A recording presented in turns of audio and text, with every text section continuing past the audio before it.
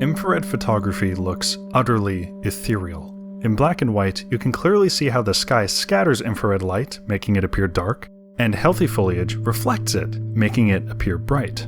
Since we are accustomed to the ground being darker than the sky in normal black and white photos, the effect that infrared images produce looks incredibly alien. But you didn't come here to see me take black and white photos. You came here to see me take color infrared photos, like those taken using Aerochrome. The only problem is that Aerochrome is no longer in production, and the second-hand price is getting to the point of absurdity. So how do you capture images like this in an affordable way?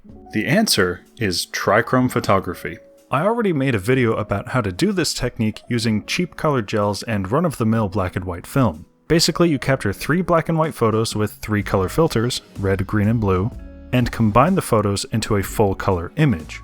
The way you get color infrared photos is you replace the boring black and white film with infrared sensitive black and white film, and the red filter with an infrared filter. Now, something I only realized after shooting the entire roll of film is that, technically speaking, this does not recreate the look of Aerochrome.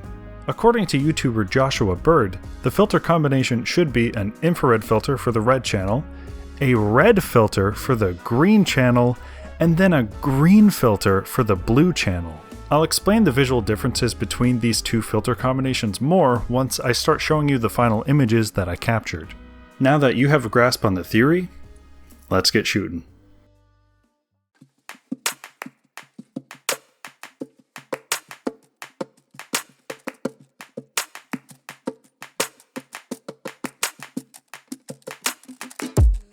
Since I already had the colored gels from my first trichrome experiment, all I had to do was get the right film and infrared filter. The only 2 infrared film options for me were Ilford SFX 200 and Rollei Infrared 400. I ended up going with SFX 200 because at the time on Amazon, it was literally half the price of Rollei Infrared. The infrared filter I chose was a fairly cheap GREEN.L 720nm filter, which I was actually really nervous about using. When I tried to take some digital infrared shots, it looked like the filter just didn't work. In hindsight, I realized it was just because the camera's built-in infrared blocking filter was stronger than I thought. What this means is that the only way for me to test if this filter actually worked was to try it with film. And thankfully, it did. And when you combine the infrared shot with the green and blue shots, the full color image looks spectacular. Remember, the grass and trees in these pictures are all green in real life.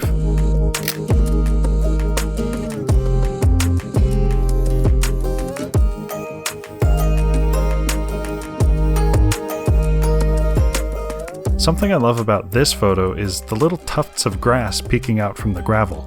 It adds a bizarre flair to the photo that, at a distant glance, just looks like a picture taken in autumn. I'm in currently, it's like an abandoned theme park or something. It's very sunny outside, very hot.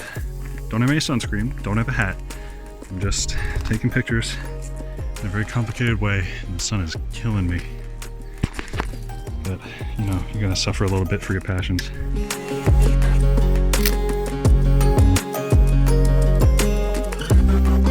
Now, on top of all of the nuances of taking trichrome photos you need to keep track of, there's also several things you need to keep in mind while you're shooting infrared photos.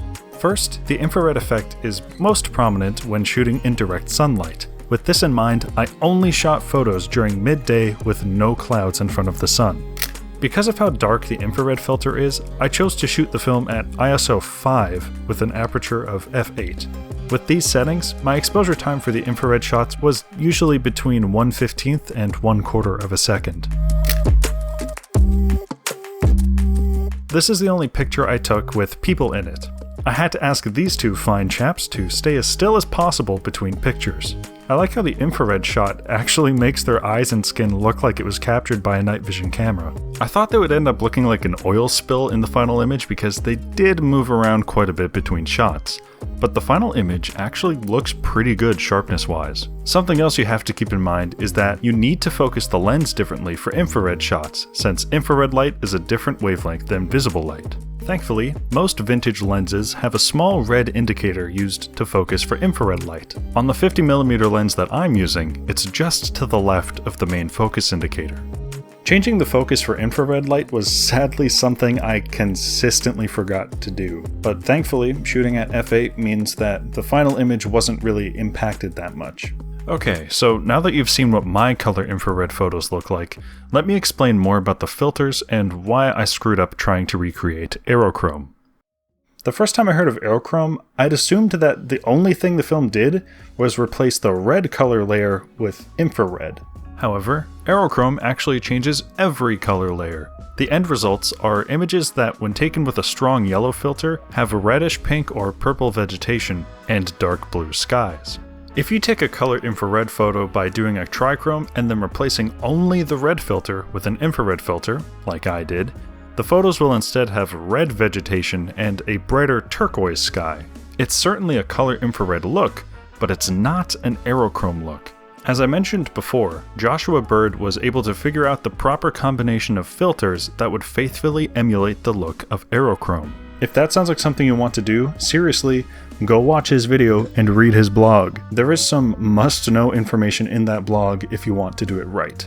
Anyway, that's about everything I have to show you guys. I'll definitely be trying this technique again in the future using the correct combination of filters to try and get the Aerochrome look. But in the meantime, I'm beyond happy with the pictures I got on this roll. Thanks for watching, everybody.